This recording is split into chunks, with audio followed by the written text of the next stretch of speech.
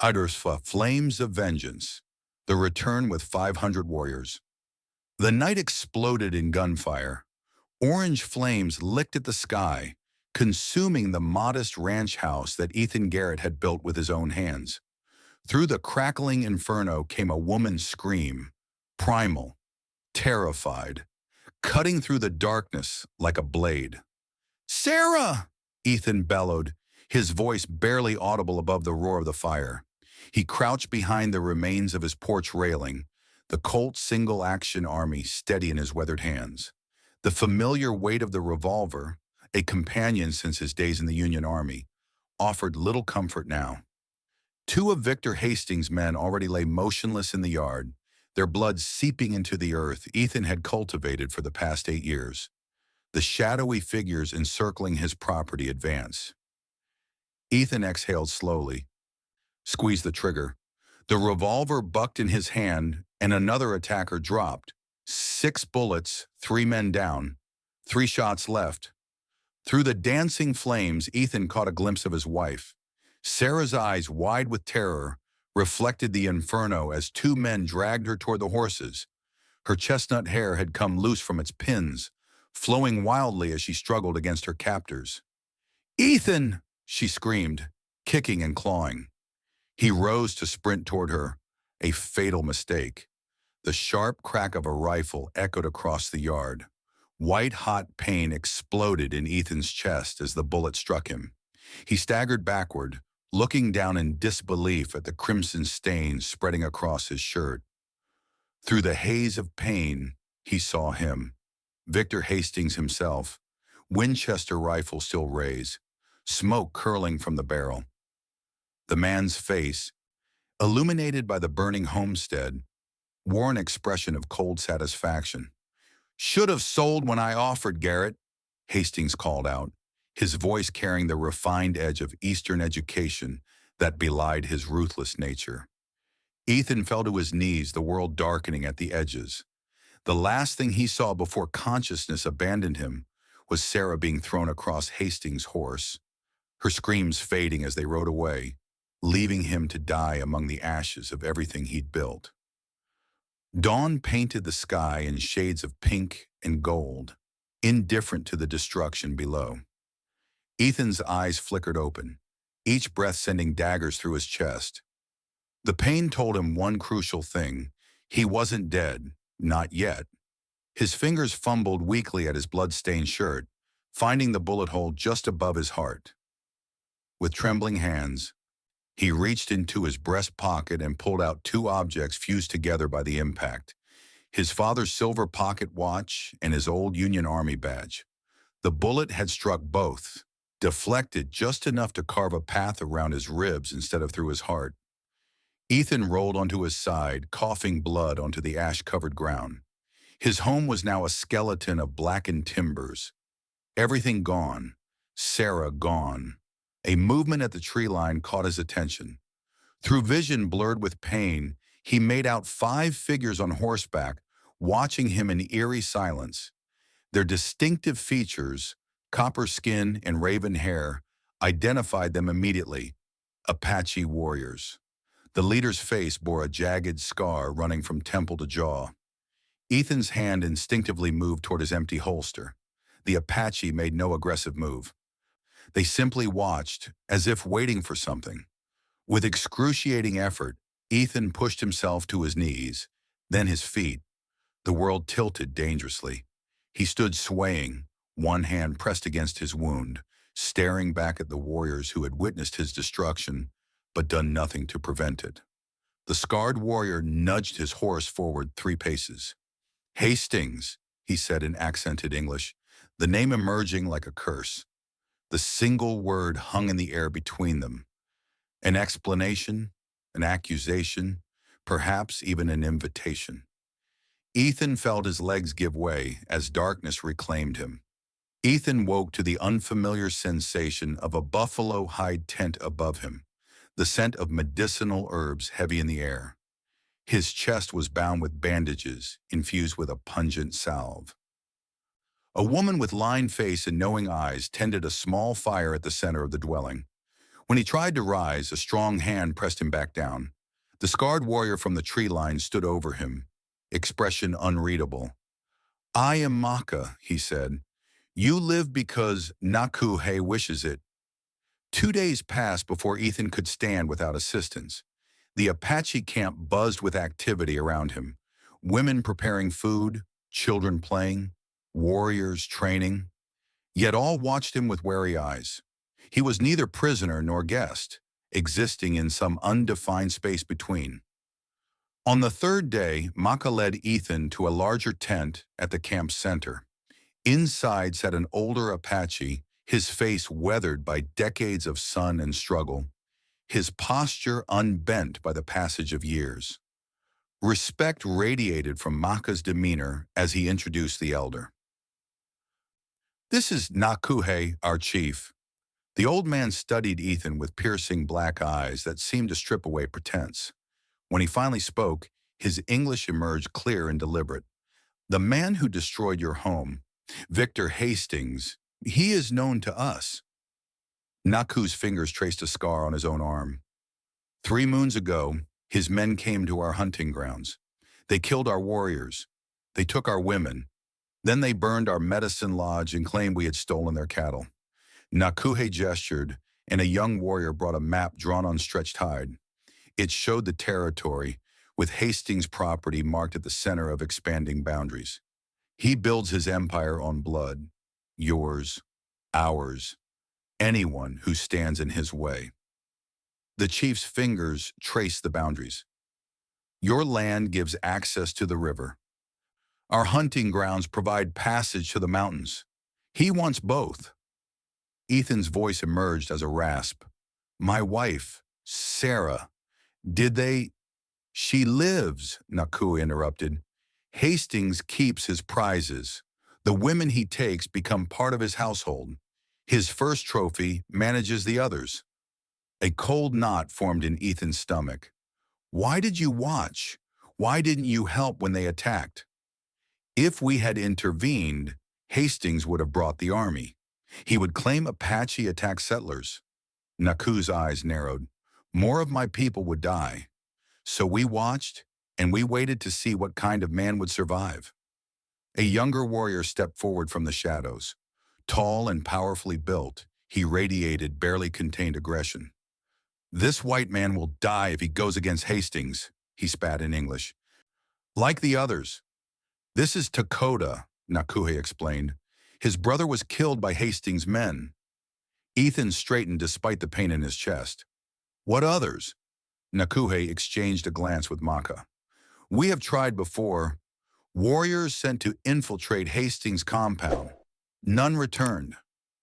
The realization dawned on Ethan. "You want to use me to get to Hastings."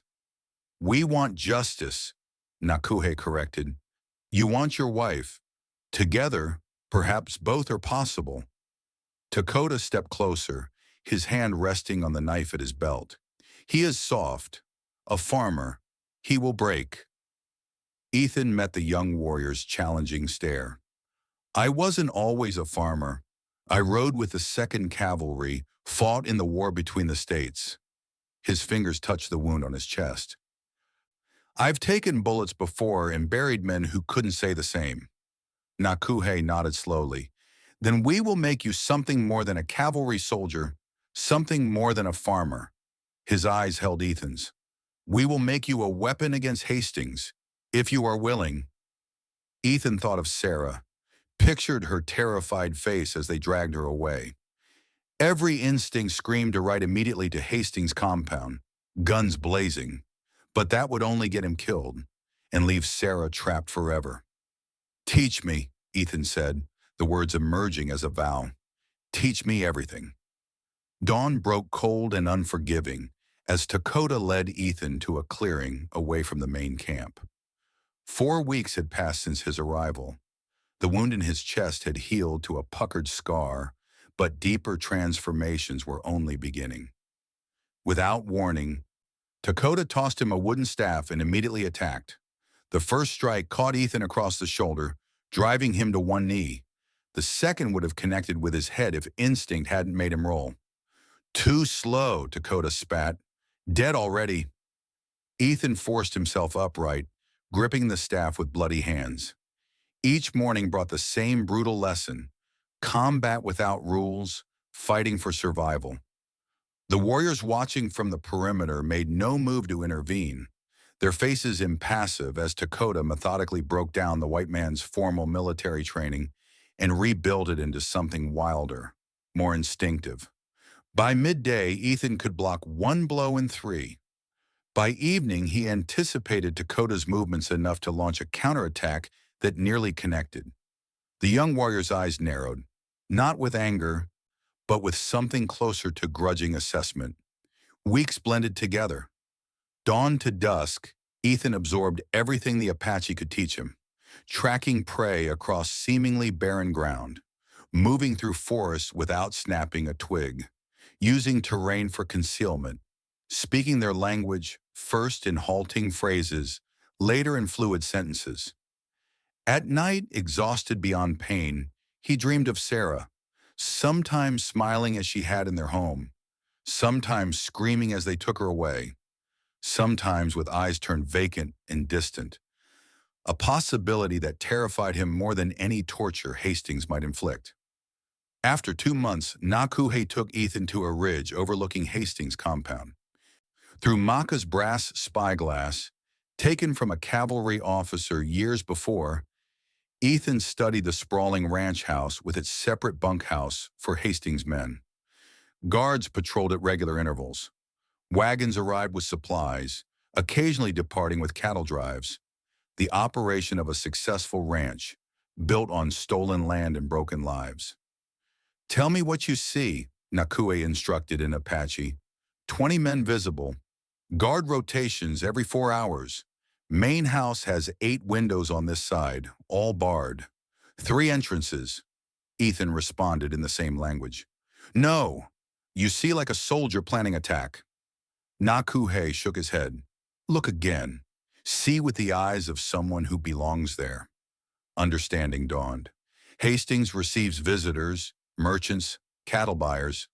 Ethan focused the spyglass on the main gate, where a well-dressed man was being admitted after a cursory check. Yes, he needs the world to see him as legitimate, powerful, respectable. Nakuhe's voice carried disgust. He allows certain people through those gates. So I approach not as an enemy, but as someone with something he wants. The chief's expression darkened. Information about Apache movements, numbers, weaknesses. The implication turned Ethan's stomach. "You want me to pretend to betray you? We want you to become someone Hastings would believe. A man bitter that we watched his home burn.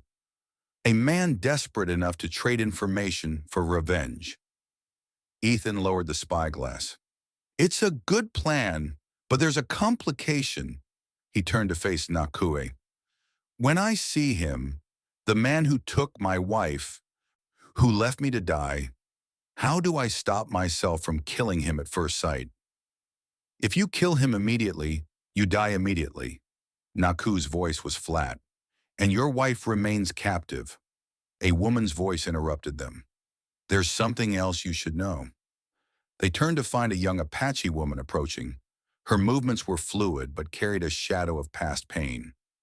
Ethan recognized her from the camp, one of the few who looked at him without suspicion. "This is Elena," Nakuhe said. "She was held at Hastings' compound for 2 weeks before our warriors rescued her." Elena's dark eyes held Ethan's, unflinching. "Your wife, if she still lives, she won't be the person you remember. None of us are after." "What do you mean?" "Hastings keeps his prizes in the main house. Some become servants. Some become—" She looked away briefly. "Other things. The strong ones, the clever ones, find ways to survive, to make themselves useful." "Sarah is strong," Ethan said quietly. "Then she will have found a way to endure." Elena's gaze returned to his. "There was one woman who managed his household. Dark hair, eyes that still fought even when her voice was obedient. She had been there longest. His first treasure, he called her. Hope and dread collided in Ethan's chest. That could be Sarah. If it is, you must understand something crucial, Elena said, stepping closer. When you see her, you cannot react. Not with love, not with recognition. If Hastings suspects any connection, you both die. The brutal simplicity of this truth settled over Ethan like a physical weight. Seeing Sarah again would mean pretending not to know her, perhaps the hardest battle he would face. Before he could respond, Maka appeared on horseback, riding hard from the direction of the trading post. His expression carried urgency. Hastings' men were at the trading post, he reported to Nakuhe, offering gold for information about a wounded white man traveling with Apache. They described him exactly. The air seemed to freeze around them. Someone is watching. Someone might betray us, Nakuhe said grimly. We need to move faster than planned. You go tomorrow, he told Ethan. Not in 3 weeks. Tomorrow. I'm not ready, Ethan protested. You are as ready as you will ever be, Nakuhe countered. Every day we wait is another day for Hastings to prepare. Another day your wife suffers. Another day someone might sell your location. Dakota approached, his usual hostility replaced by grim determination. I will help him prepare tonight. Weapons, story, everything. Ethan looked between them, the full weight of tomorrow's mission settling onto his shoulders. Months of training condensed to this moment of decision. Tomorrow then, he agreed, I ride at dawn. The journey to Hastings' compound felt like a march to his own execution. Ethan kept his posture relaxed, his expression carefully neutral. A man with business, not vengeance. The clothes he wore were his own from before, preserved by the Apache, now fitting looser on his hardened frame. The massive gates came into view first, then the guard towers, then the compound itself, a testament to wealth built through brutality. 3 armed men intercepted him, rifles raised, suspicion etched in every line of their faces. State your business, the lead guard demanded. I need to speak with Victor Hastings. Ethan kept his voice steady, empty of threat or emotion. Tell him Ethan Garrett is here. He'll remember the name. The guards exchanged glances. One disappeared inside while the others kept their weapons trained on him. Minutes stretched like hours. Ethan's heart hammered against his ribs, but his face showed only patient waiting. The first performance in what would be many. When the guard returned, his expression had shifted to something closer to curiosity. He'll see you, but you'll be searched, thoroughly. They stripped him of everything except his clothes, checking every seam, every pocket, running hands over every inch looking for hidden weapons. They found nothing because Ethan carried nothing. His only weapons were his words and his timing. The compound's interior revealed obscene wealth, fine furnishings imported from back east, expensive artwork, crystal decanters filled with amber liquor. The possessions of a man determined to display his power. A door opened across the entry hall, and Ethan's world narrowed to a single point. Sarah emerged carrying linens, her chestnut hair pulled back severely, her movements precise and efficient. She wore a plain dress of faded blue, once fine material now worn thin. Their eyes met for half a heartbeat. Recognition flashed in hers, shock, disbelief, desperate hope, before her expression returned to careful neutrality. She continued walking as if he meant nothing, but her hands trembled slightly against the folded fabric. That glimpse told Ethan everything. She was alive. She was aware. And she understood immediately that acknowledging him would doom them both. Ethan Garrett, a cultured voice called from the top of the staircase. Back from the dead. Victor Hastings descended like a man who owned not just this building, but the very air within it. Tall, impeccably dressed, his salt and pepper beard neatly trimmed, he looked more like a Boston businessman than a frontier land baron. Only his cold eyes revealed the predator beneath the veneer of civilization. I must admit, I'm surprised to see you breathing, Hastings continued conversationally. My men were quite certain they'd finish the job. Every instinct screamed at Ethan to attack, to wrap his hands around this man's throat and squeeze until life left his body. But he'd trained for precisely this moment. He let grief show on his face instead of rage, defeat instead of determination. They almost did. Ethan touched his chest where the scar remained. Left me for dead. Would have died too if the Apache hadn't found me. Hastings' expression sharpened with interest. The Apache, you say? How fascinating. He gestured toward his study. Please join me for a drink. I find myself suddenly quite curious about your miraculous survival. This was the critical moment. Sell the lie or die trying. They patched me up, kept me alive. Ethan allowed bitterness to color his voice, and I spent weeks in their camp, learning their ways, learning they watched my house burn and did nothing. And why would they keep you alive? Hastings asked, pouring 2 glasses of whiskey. The Apache aren't known for their hospitality toward white men, because I have something they want. Ethan met Hastings' eyes directly. Information about your operation, your defenses, your plans. They thought they could use me against you. Could they? No. Ethan let the word hang.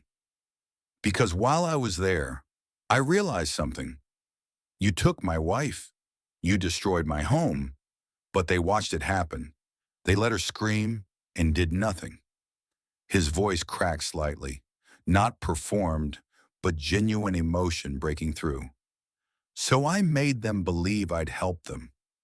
Learned everything I could about their numbers, their strategies, and came here instead. Hastings studied him with the intensity of a predator, deciding whether something was prey or threat. You're saying you want to betray the Apache to me? I'm saying I want to survive, Ethan replied, and I want to find my wife. He allowed desperation to enter his voice. They told me you keep women here. If Sarah is alive, if she's here, I need to know. And in exchange for this information, you expect me to what? Return your wife? Hastings' voice carried amusement. I expect nothing except the chance to see her again, to know she's alive. Ethan forced himself to add, whatever arrangement comes after that, we can discuss. The words tasted like poison, but they flowed smoothly. This was the man Hastings needed to see.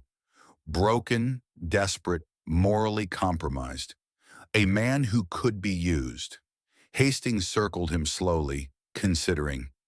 You understand that if you're lying, if this is some elaborate Apache plot, I'll make your death last weeks. I understand. A slow smile spread across Hastings' face. Then welcome to my home, Ethan Garrett. We have much to discuss. He gestured to a guard. Show Mr. Garrett to the guest quarters. Give him food, water, clean clothes. We'll talk more this evening. As Ethan was led away, he caught one more glimpse of Sarah in a doorway.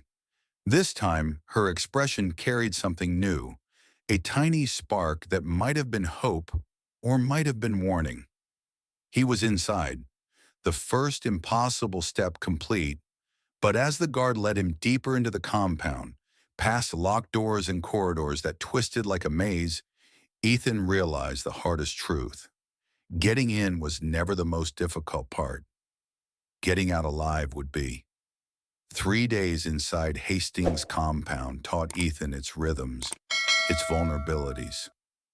He fed Hastings carefully constructed lies about Apache positions while mapping every guard post, every weapon cache, every possible escape route. Twice he and Sarah managed brief moments alone, once in a hallway alcove, once in the stables where she had gone to fetch herbs from the garden beyond. Each time their words were few, urgent, whispered. East wall has a structural weakness behind the storage shed, she told him. Hastings keeps his personal arsenal in the cellar, locked, key on his belt. Then her voice breaking slightly, "I knew you'd come." "Always," he whispered back, fighting the urge to touch her face, to pull her into his arms. But the most crucial information came during their second meeting. He's planning to attack the Apache camp in 4 days, a full assault. He's been gathering men and weapons for weeks. The timeline was even tighter than they'd realized. The Apache needed to be warned. On the third night, Ethan stood in Hastings' study, providing more false information about Apache hunting parties when the first alarm sounded. A guard burst through the door, face pale with urgency. "Sir, we have movement on all sides. A lot of movement." Hastings' head snapped toward Ethan, suspicion blooming. "What did you do?" "What you were about to do to them," Ethan replied quietly, dropping all pretense. "Except we got here first." Hastings' hand moved toward his desk drawer, where Ethan knew he kept a Remington revolver. But Ethan was faster. The knife he'd stolen from the kitchen 2 days ago appeared in his hand, pressed against Hastings' throat before the gun cleared the drawer. "Call your men to the yard," Ethan commanded. "All of them. Now. You're a dead man. We're all dead men eventually. The question is, who dies today?" Ethan pressed the blade harder. "Call them now." Hastings' jaw clenched, but he nodded to the guard. "Gather everyone in the main yard. Full assembly." As the compound erupted into confused activity, Ethan kept the knife steady. Sarah appeared in the doorway with 2 other women, all holding improvised weapons: kitchen knives, fireplace pokers, a horseshoe hammer. She met Ethan's eyes with an expression that held steel beneath the fear.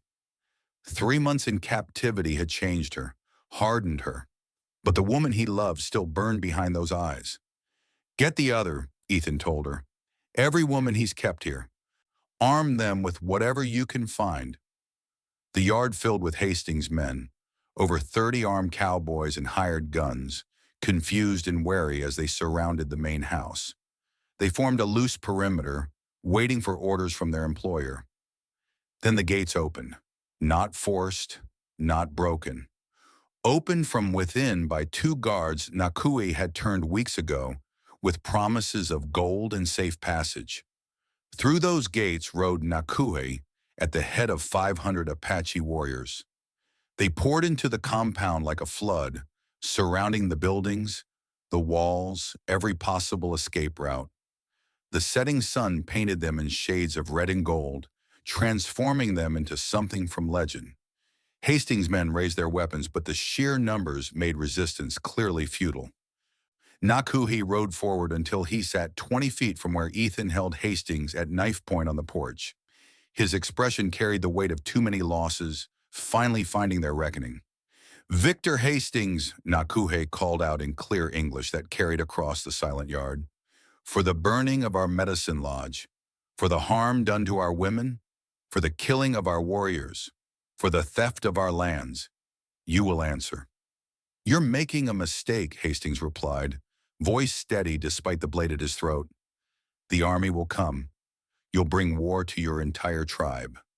"The army will come," Nakuhe agreed, "and find evidence that you were trading weapons to hostile tribes, that you were planning attacks on settlements to justify taking more land. Evidence we've been gathering for months." Ethan felt Hastings' body tense as the full scope of the plan revealed itself. This wasn't just about revenge. It was about dismantling everything Hastings had built, destroying his reputation in ways that wouldn't bring retaliation on the Apache. "Your men have a choice," Nakuhe continued, addressing the gathered guards. "Lay down your weapons and leave with your lives and enough gold to start somewhere else. Or stand with a man whose crimes are about to become public knowledge and share his fate." For a long moment, no one moved. Then one guard dropped his rifle, then another. Within minutes, only a handful remained armed. The true believers, the ones too steeped in Hastings' brutality to imagine another path. "Ethan," Hastings said quietly, voice carrying an edge of desperation, "whatever they promised you, I can double it, triple it. Name your price." "My price," Ethan replied coldly, was a house that didn't burn, a wife who wasn't taken, a life that you stole for nothing more than land and water. He turned Hastings to face Sarah, who now stood at the front of a group of women, 7 in total, all armed, all wearing expressions of grim determination. Look at her, Ethan demanded. Look at what you did. Then tell me what price could possibly balance that scale. Hastings looked at Sarah, and for the first time, something like fear crossed his face. Not fear of death, but fear of judgment, of being held accountable by people he'd considered beneath accountability. I did what men with power do, Hastings said. I took what I wanted. That's how the world works. That's how your world worked, Ethan corrected. Past tense. Dakota dismounted and approached with several warriors. They bound Hastings' hands despite his struggles. The remaining loyal guards found themselves similarly disarmed and restrained. But as the Apache secured the compound, a new sound cut through the settling dust. Hoofbeats. Multiple riders approaching fast from the main road. A scout rushed to Nakuhe, speaking rapidly in their language. The chief's expression darkened. Army patrol, he said grimly. 20 soldiers. They'll be here within minutes. The triumph of the moment evaporated. They had secured the compound and captured Hastings. But if the army arrived and found Apache warriors in force, it could spark the very conflict they tried to avoid. We need to leave, Dakota urged. Now! But Sarah stepped forward, her voice carrying authority built from months of surviving in this place. No, she said firmly. If you run, it confirms aggression. But if we present this correctly, if we control the story, she looked at Ethan, a plan forming between them. I know the patrol captain, she continued. He's been here before. There are things about Hastings he doesn't know. Things that would turn an ally into an accuser. The hoofbeats grew louder, closer. How long do we have? Ethan asked. 2 minutes, Nakui estimated. Maybe less. Then we have 2 minutes to save this, Sarah said, or we all die trying. The army patrol rode through the gates to find a scene that defied simple explanation. Apache warriors surrounding the compound, Hastings bound and bleeding, his men disarmed, and women emerging from the main house with evidence of their captivity. Captain Morrison dismounted slowly, hand on his pistol, eyes scanning the situation for threats. He had dined at this very compound, shared cigars with Hastings, listened to his complaints about Apache raids and cattle theft, but the scene before him challenged everything he'd believed about the man. Sarah stepped forward before anyone could speak. Captain Morrison, you gave me your handkerchief at our wedding 3 years ago. You said if I ever needed help, I should ask. Morrison's expression shifted from confusion to recognition. Mrs. Garrett, we were told you died in an Apache raid. There was no raid, Sarah's voice carried across the silent yard. Hastings' men destroyed our home. Took me. I've been held here for months, along with these other women. She gestured to the 7 standing behind her. Some for even longer. That's a lie, Hastings snarled. She's confused. The Apache have poisoned her mind. The Apache saved my husband's life after your men left him to die. Sarah cut him off. She produced a leather journal from beneath her dress. And while I've been here, I've kept records, names, dates, transactions, every weapon deal, every bribe, every plan to stage attacks and blame the Apache to justify taking their land. It's all here in your handwriting. Morrison took the journal, flipping through pages that detailed years of criminal activity. His face darkened with each revelation. Where did you get this? He kept it in his study, thought I was too broken to read or understand. Sarah's voice steadied. But I remembered everything. And I wrote it down when he wasn't watching. Hastings lunged toward her, but Dakota's grip held firm. You traitorous! No, Nakuhe interrupted, stepping forward. She is the opposite of traitor. She is survivor. She is witness. And now she is free. Morrison looked between Hastings, the journal, the gathered women, and the Apache warriors. The political calculation played across his face. This could spark war, or it could expose a corruption that reached into his own ranks. Captain, Ethan said carefully, we're not here to start a conflict. We're here to end one. He gestured at the compound. Hastings built his empire on suffering, ours and theirs. We've removed that empire. What happens to him now is in your jurisdiction. The genius of it settled over the yard. The Apache hadn't executed Hastings or declared war. They'd simply stopped him and handed the evidence to proper authorities. It removed any justification for retaliation.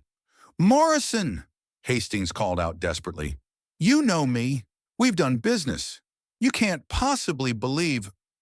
Enough, Morrison cut him off, his decision made. He turned to his men. Secure the prisoner. We're taking him back to the fort to face charges. He looked at Nakuhe with careful neutrality. And your people? We'll return to our lands, the chief responded, with the understanding that this man's crimes do not represent all settlers, that peace serves both our peoples better than continued conflict. And the women go free, Sarah added firmly, with compensation from Hastings' assets for what was taken from us. Morrison nodded slowly. I'll see to it. As the soldiers took custody of Hastings, Ethan moved to Sarah's side. For the first time in months, he allowed himself to touch her, gently taking her hand in his. You kept yourself alive, he said softly. You gathered evidence. You saved yourself. I knew you'd come, she replied, squeezing his hand. But I wasn't going to wait helplessly until you did. Hastings was lifted onto a horse, bound and defeated. As the patrol prepared to depart with their prisoner, the Apache warriors began their own withdrawal. Nakue approached Ethan and Sarah. The land that was yours, he said, by the river, it remains yours, a boundary between our peoples, but not a barrier.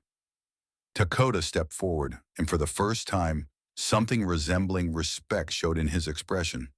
He said something in Apache that made Nakue smile slightly. He says you are not weak after all, the chief translated, that you have earned the right to rebuild, and that if you need help, he will come. As the last Apache warrior rode through the gates, the compound fell silent except for the sound of women gathering their few possessions, preparing to leave this place of suffering behind. Sarah stood with Ethan at the edge of the property, watching the sun set behind distant mountains. I'm not the same person who lived in our house, and she said quietly. What happened here, what I survived, it changed me.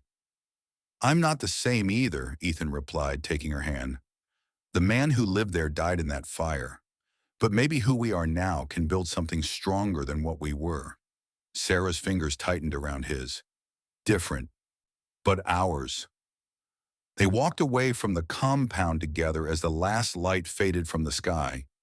Behind them, other women departed in different directions, carrying gold and freedom and the fierce pride of having survived what should have broken them.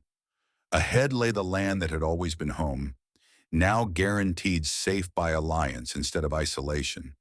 The house would need rebuilding, the fields replanting. The life they'd known was ash and memory. But from ash came growth, from memory came wisdom, and from the impossible alliance between a man who'd lost everything and warriors who'd suffered too much came something new, a fragile peace built on mutual respect instead of violence.